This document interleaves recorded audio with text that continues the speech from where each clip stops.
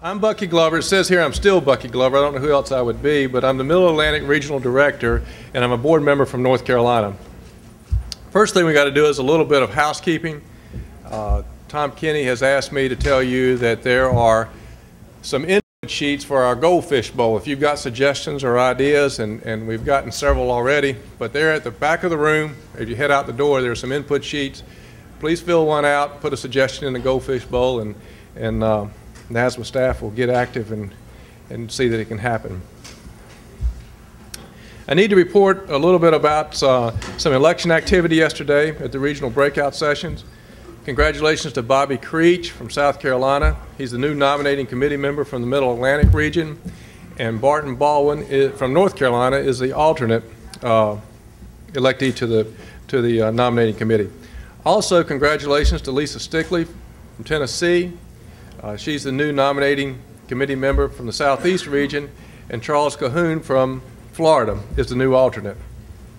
We're going to start this morning with a little bit of recap, brief recap of what happened yesterday at the regional breakout meetings.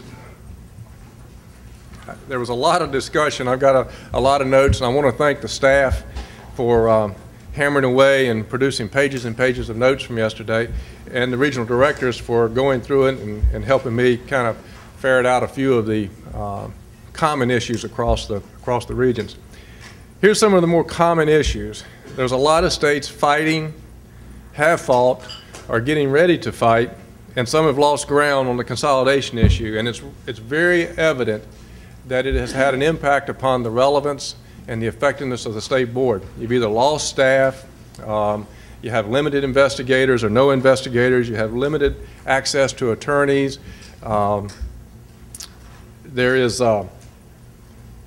Board members are really not involved in some of the case reviews and case studies. It was surprising to me that we found that some of the board members did not get case material and case study to look at before they got to the board meeting. And I asked, how do you prepare if you don't have it before you get there? So that's maybe a little bit of efficiency and effectiveness by getting the data earlier. All of these were limiting the primary goal, and I guess to sum that up, all of those consolidation issues were very limiting to the primary mission and goal of the state board, which was public protection, whether it be from a budgeting standpoint, staffing standpoint, or just getting information to the board members to review in preparation of the meetings. Another issue that was seemed to be talked about through most of the regions was defining CPE. This webinars and attendance-based CPEs, competency-based CPEs, interactive CPE seemed to be an issue. And then it kind of moved from that to how do you report your CPE, how are you tracking the CPE for each state. And then finally, we got into some enforcement issues, and it was all over the board. Some states had done some samples and recognized that they had 30% non-compliance with CPE.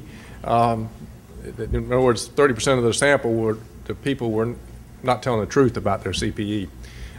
Other states had a lot better result than that. Some states were publishing the data when they, disciplinary action against a licensee, and some states were not. So there was some discussions about that. And then there was another common theme was the whole issue about licensing. What is a retired, what's inactive, what's registered, what's somewhere in between, when do you reapply, how do you reapply, how do you get reinstated. And I believe the UAA, Carlos Johnson spoke to us yesterday, the UAA is looking at that, and I think that's an excellent place for us NASMA to assist in getting some common definitions and some commonality between the states, at least an understanding of if retired is retired, what it means. If inactive is inactive, what does that mean? Also, in the Southeast, there was a lot of discussion about the 150-hour, 120-hour rule. Apparently, there's a disparity among the southeastern states, and applicants are going from state to state, taking the exam, then trying to come back into another state where the requirements are a little bit stiffer, and it is causing some real problems with transferability of license. The Northeast spent some time talking about peer review and the new firm 18-month windows and the oversight program, getting an oversight program instituted. And Great Lakes spent a good bit of time talking about how do they keep up. If the UAA keeps changing, how do the states incorporate that in their rules, and how can they stay current with that. So with that, we're going to move to the next section. And I encourage you, if you have questions about what went on in the breakouts or other breakouts, talk to the regional directors. That's what they're here for. Dan Dustin and is also a good access for, or a good source for you to get information about what you can do in your region. And last but not least, I said this yesterday, NASBA and the committees of NASBA are here to help you try to deal with some of these issues. You know, you've got friends, you've got an army behind you, so please call upon us. We don't know that you need us until you call upon us.